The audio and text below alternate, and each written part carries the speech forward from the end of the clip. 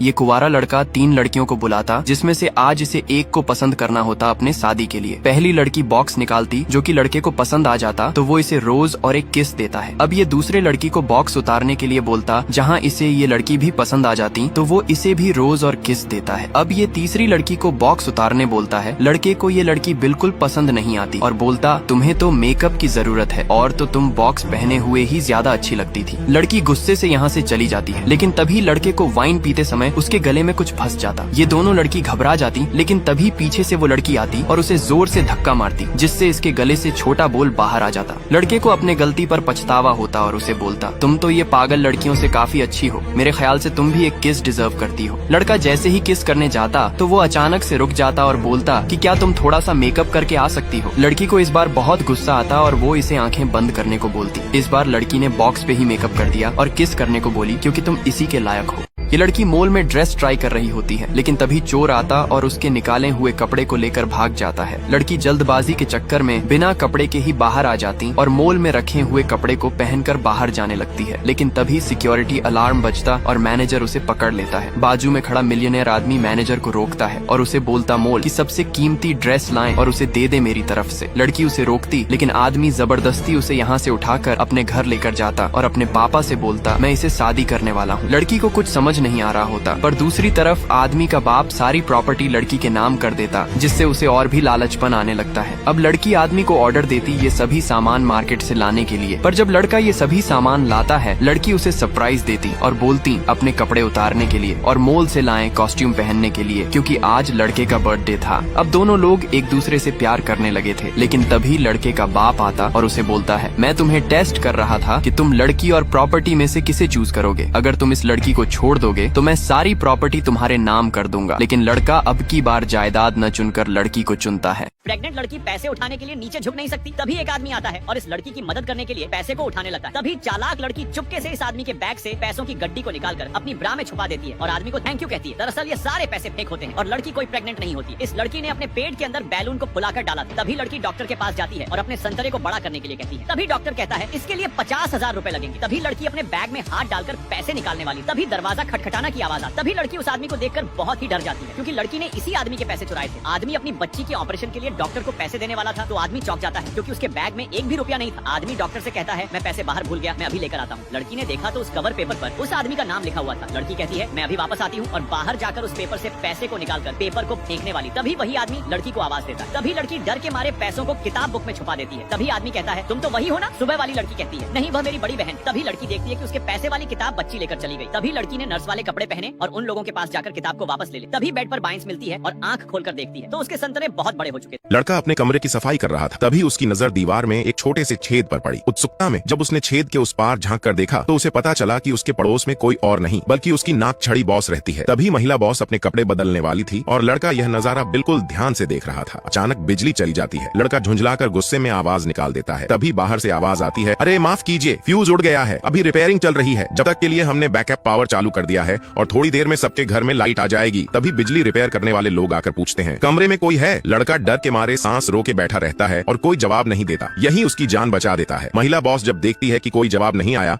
तो वह निश्चिंत होकर वापस अपने घर चली जाती है। लड़का बाथरूम में भागता है, चेहरा धोता है और सोचने लगता है कि कहीं वह पकड़ा तो नहीं गया। अगले दिन ऑफिस में महिला बॉस गुस्से में आग बबूला थी। उसने लड़के को जमकर डांट लगाई और सख्त लहजे में धमकी दी, अगर अगले महीने तक तुम्हारा प्रोजेक्ट पूरा नहीं हुआ तो तुम नौकरी से बाहर। लड़के को बॉस की यह बात सुनकर बहुत गुस्सा आता है। वह तय करता है कि अब महिला बॉस को सबक सिखाएगा। घर लौटकर लड़का चुपके से महिला बॉस की वीडियो बनाने का प्लान बनाता है, लेकिन तभी उसे एक चौंकाने वाली सच्चाई पता चलती है। महिला बॉस कंपनी के चेयरमैन के साथ रात को गुप्त मीटिंग कर रही थी। लड़का सोचता है कि अगर यह वीडियो सही से इस्तेमाल किया जाए तो बॉस को ब्लैकमेल किया जा सकता है, लेकिन वह जानता था कि अगर वह पकड़ा गया तो उल्टा फंस भी सकता है। इसलिए वह एक फेक आईडी बनाकर महिला बॉस को वीडियो भेज देता है। वीडियो देखते ही महिला बॉस के पसीने छूट जाते हैं। वह घबराकर अपने घर की दीवारों की जांच करने लगी है। दिन रात मेहनत करने के बाद उसे दीवार में छिपा वही छोटा सा छेद मिल जाता है जिससे लड़का उसकी वीडियो बना रहा था। आगे की कहानी जानने के लिए वीडियो को लाइक करें और प्यारा सा कमेंट जरूर करें।